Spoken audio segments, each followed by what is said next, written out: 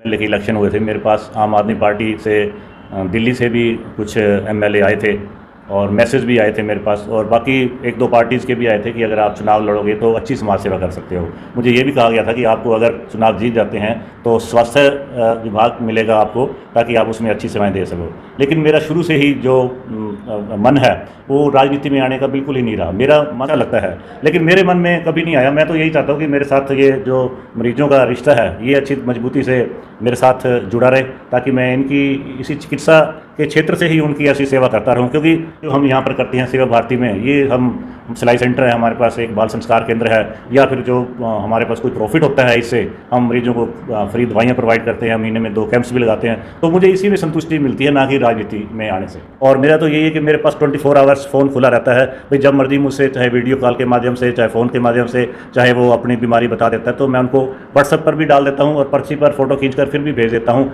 मेरा यह उत्तरदायित्व भी है, कर्तव्य भी है डॉक्टर होने के नाते। आप होते हैं, हम सीरियल देखते हैं, ये जो टीवी पर सीरियल देखते हैं, जिसमें सीरियल ही ऐसे दिखाए जाते हैं जिससे कि मन में, जैसे क्राइम पेट्रोल है या इस प्रकार के सीरियल हैं, या जो दूसरे घरेलू सीरियल भी जो दिखाए जाते हैं वो कुछ कार्य करते हैं, इसमें भी उनका भी पार्टिसिपेशन होता है लोगों के तलाक के कारण। बाकी आज ज़्यादा तलाक का कारण ईगो है।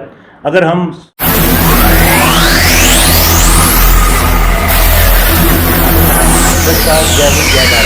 इच्छाएं इंसान की कभी ख़त्म नहीं होती।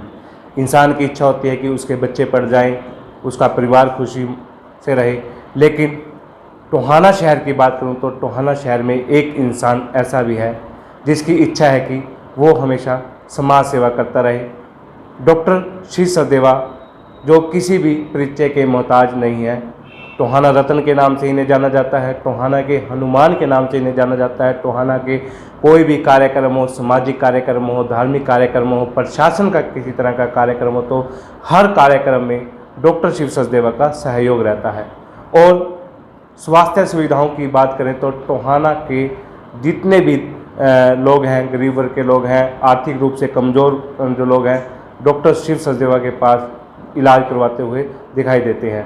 मेरे साथ डॉक्टर शिव सचदेवा जी मौजूद हैं, क्योंकि आज डॉक्टर शिव सचदेवा जी से परिचय करवाने का, बात करने का एक जो मेन कारण है कि वर्तमान समय में चुनाव आने वाले हैं। अनेक समाज सेवी आदमी जो है मैदान में हैं, लेकिन चुनावों के बाद ये सब गायब हो जाते हैं। डॉक्टर शिव सचदेवा की बात करूँ तो काफ़ी लंबे समय से, यूँ कहूँ कि मेरा जब से जन्म हुआ है तो तब से जो है काफ़ी लंबे समय से ये समाज सेवा कर रहे हैं, अपनी स्वास्थ्य सेवाओं भी लोगों को प्रदान कर रहे हैं। डॉक्टर साहब नमस्कार। कैसे हो डॉक्टर साहब? मैं A1 न्यूज़ का हमारे सेवा भारती स्वास्थ्य में आने पर स्वागत करता हूँ। डॉक्टर साहब, चुनाव आने वाले हैं, नगर परिषद के भी चुनाव आने वाले हैं, पंचायतों के भी चुनाव आने वाले हैं, और तरह तरह के समाज सेवी जो है अब क्योंकि चुनाव आते हैं तो बरसाती मेंढक की तरह लोगों की चुनावी मैदान में कूदते हैं। लेकिन आप हमेशा, मैंने अभी कहा कि मेरा जब से जन्म हुआ, आप तब से मैं देख रहा हूँ कि आप सेवा कर रहे हैं। कैसा महसूस, एक संतुष्टि जो है आपको, कैसी संतुष्टि महसूस होती है?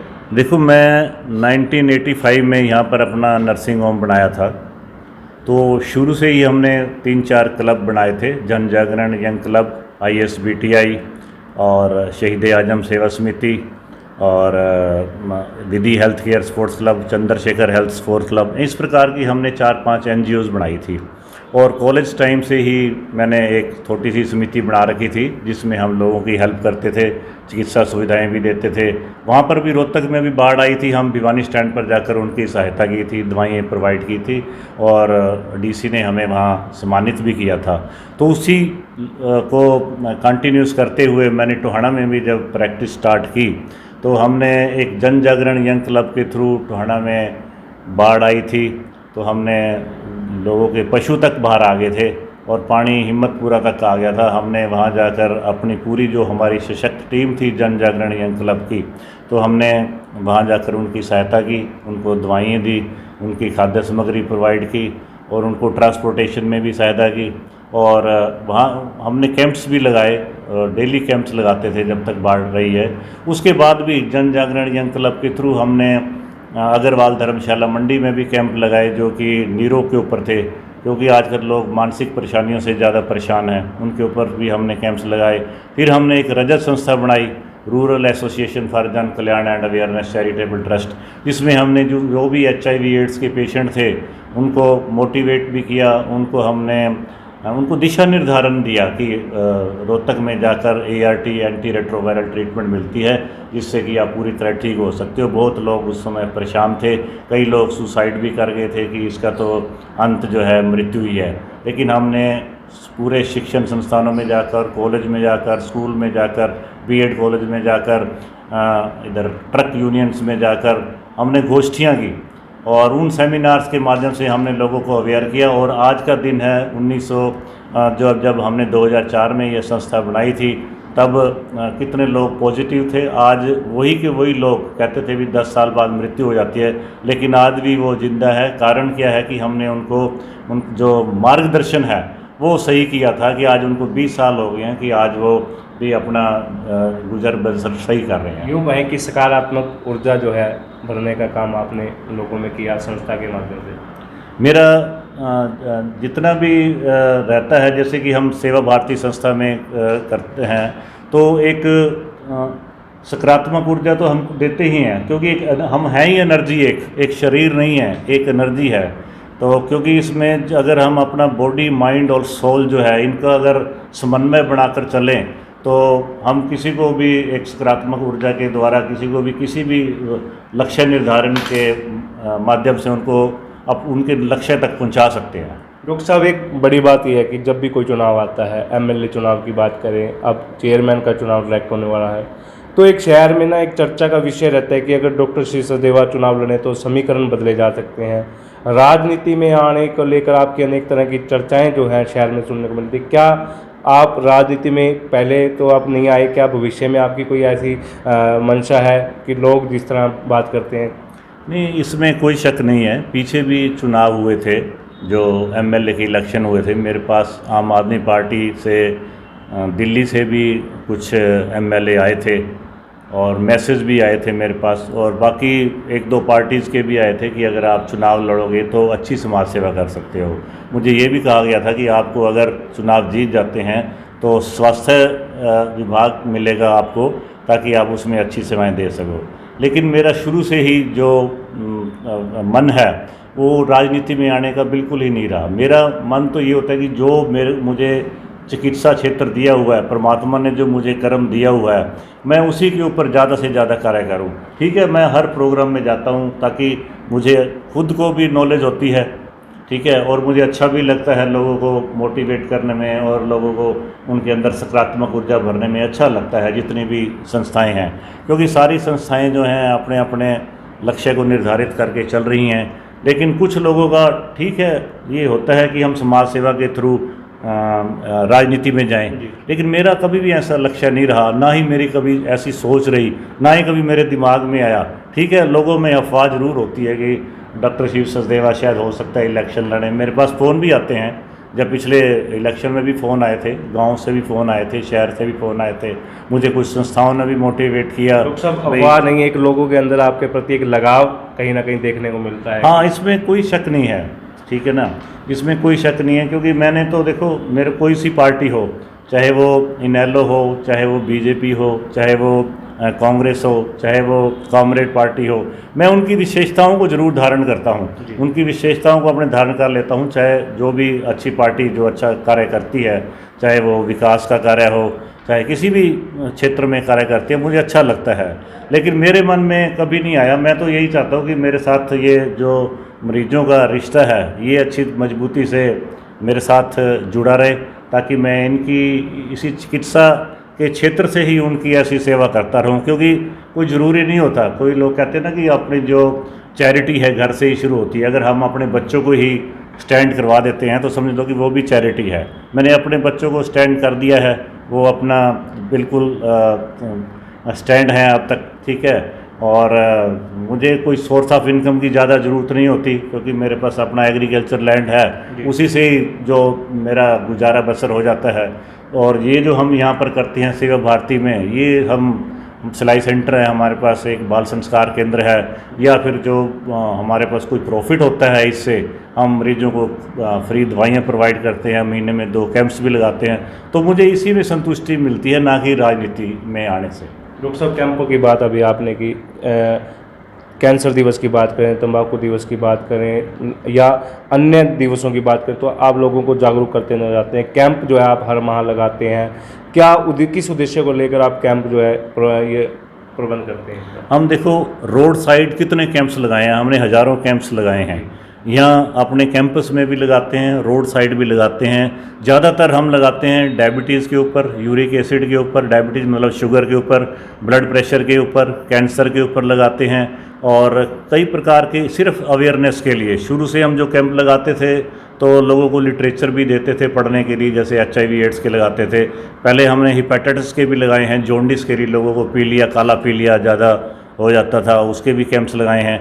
तो हम चाहते हैं कि जो कई बार कईयों को पता ही नहीं होता कि मुझे शुगर है, और या कईयों को शुगर होने वाली होती है, प्री डायबिटिक होते हैं डायबिटीज़ होने से पहले, तो हम उनको एक वो करते हैं, उनको जागरूक करते हैं, उनको स्वास्थ्य के टिप्स बनाते हैं कि अब आप इसी बीमारी को यहाँ पर कैसे रोका जा सकता है। या जिनको शुगर है तो उनको उनके बारे में बताते हैं कि इसको कैसे रोका जा सकता है। उनको खुद ही डॉक्टर बना देते हैं हम, भाई किस प्रकार आपने दवाई जो है चेंज करनी है और किस प्रकार खानी है।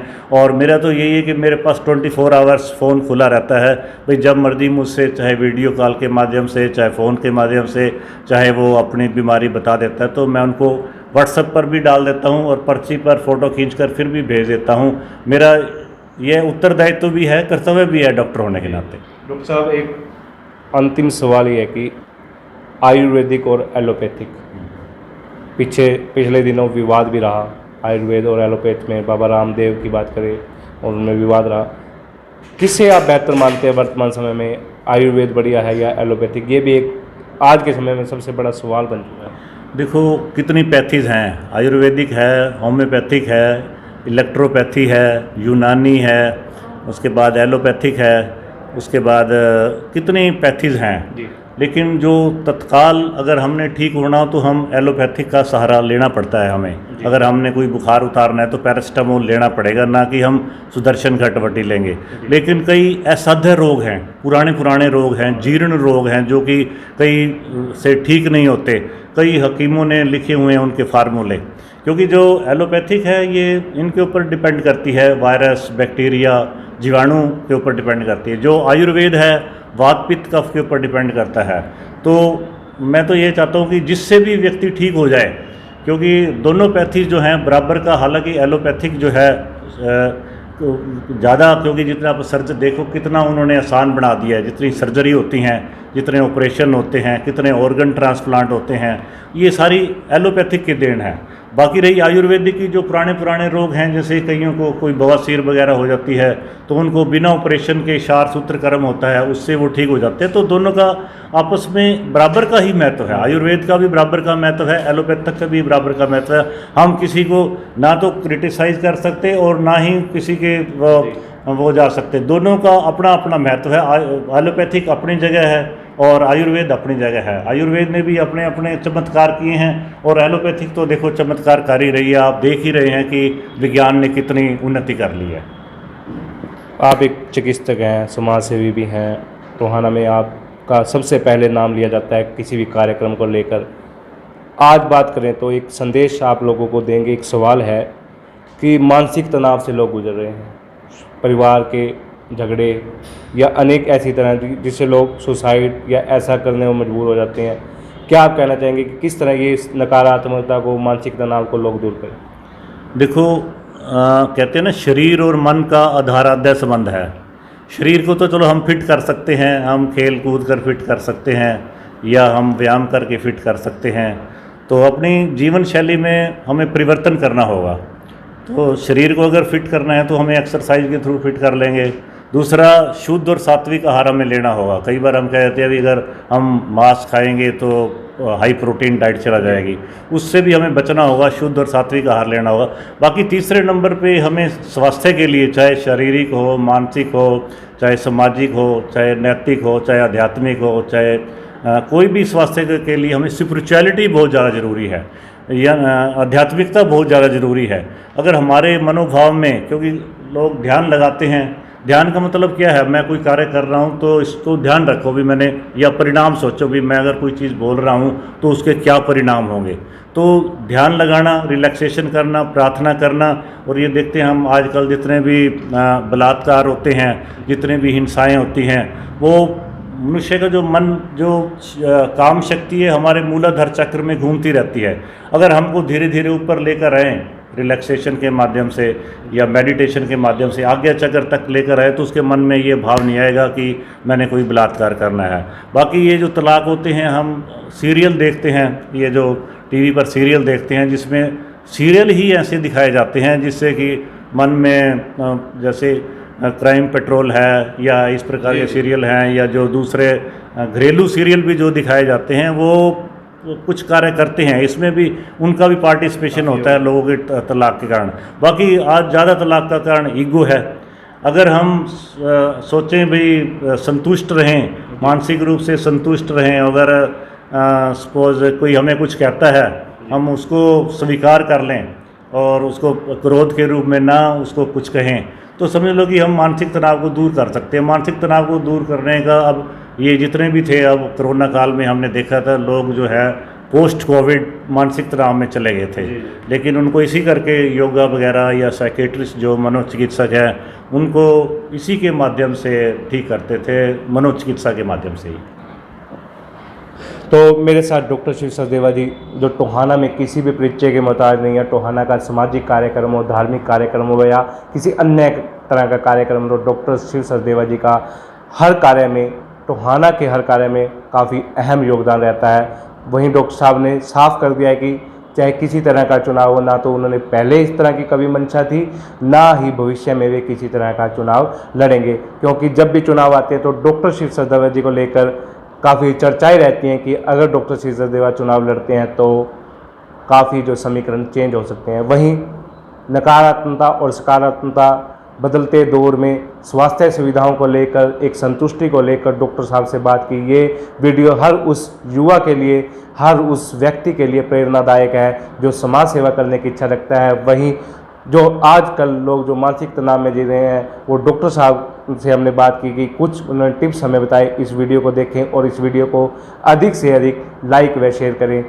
मिलेंगे एक नई वीडियो के साथ। जय हिंद, जय भारत।